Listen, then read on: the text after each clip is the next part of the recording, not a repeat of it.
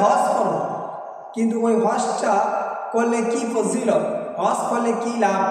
আল্লাহ তাআলা আমাদের উপর হজকে ফরজ করে দিয়েছেন যারা গরিব তাদের উপর নয়, বরং যারা এই পরিমাণ সম্পদের মালিক, যেই পরিমাণ সম্পদ হলে হজ করতে পারবে, যেতে পারবে, আসতে পারবে, পরিবারও চলতে পারবে, তাদের উপর হজ ফরজ করেছেন। কিন্তু হজ যে করব, হজ করলে আমাদের কি লাভ, কি ফায়দা, কি ফজিলত?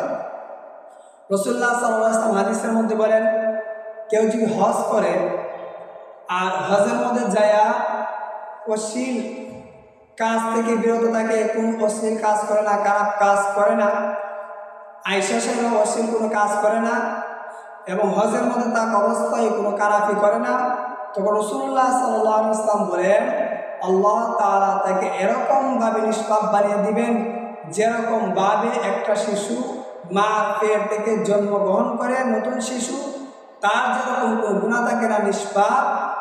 কোনো হাজি যদি হজে যায় এরকমভাবে কোনো খারাপ কাজ না করে, আল্লাহ তাআলা তাকে এই ছোট বাচ্চা, শিশু বাচ্চার মধ্যে নিষ্পাপ করে দেবেন। দুই নম্বর ফজিলত হলো, কেউ যদি গুনাহ না করে, হজে যাওয়ার পর কেউ যদি খারাপ কাজ না করে, বেহায়াপনা কাজ না করে, রাসূলুল্লাহ সাল্লাল্লাহু আলাইহি ওয়াসাল্লাম বলেন তার যে পূর্বের যত গুনাহ ছিল সমস্ত গুনাহকে আল্লাহ তাআলা একেবারে মাফ করে দেবেন।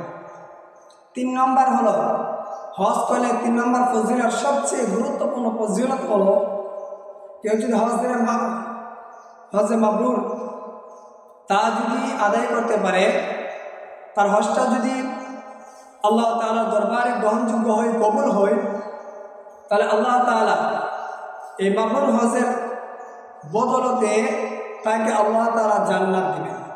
রাসূলুল্লাহ সাল্লাল্লাহু আলাইহি ওয়াসাল্লাম বলেন, হজে মাবরুর এর প্রতিদান কি তোমরা জানো?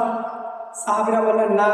রাসূলুল্লাহ সাল্লাল্লাহু আলাইহি ওয়াসাল্লাম বলেন, হজে মাবরুর যদি কোনো ব্যক্তির জীবনে করতে পারে, তাহলে আল্লাহ তাআলা এই হজে মাবরুর এর বিনিময়ে সরাসরি তাকে জান্নাত ব্যতীত আর কিছু দিবেন।